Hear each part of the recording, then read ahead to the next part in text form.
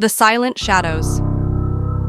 Late one night, Emma was walking home from her friend's house, the cold wind biting at her skin.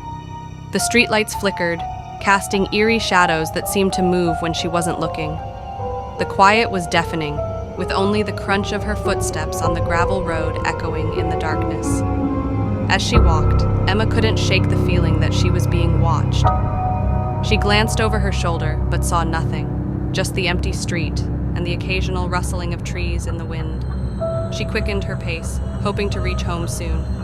Suddenly, a chilling whisper echoed in her ear. "Emma." She froze, her heart racing as she turned around. No one was there. She laughed nervously, convincing herself that it was just her imagination. But the whisper came again, louder this time. "Emma, come closer." She could feel her blood run cold as she looked around frantically.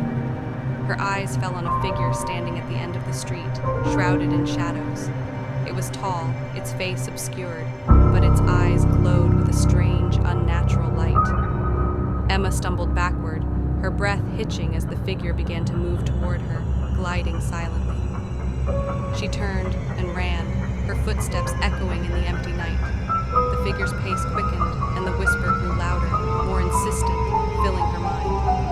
She reached her house, fumbling with her keys as the shadow drew nearer. Just as she slipped inside and locked the door, she looked through the peephole. Nothing was there. She took a shaky breath, convincing herself she was safe. But when she turned around, she found herself face to face with the shadow. The last thing she heard was its chilling whisper, "You should have come closer." The next morning, Emma's house was empty, her door wide open, her footsteps leading out into the night and disappearing into the shadows.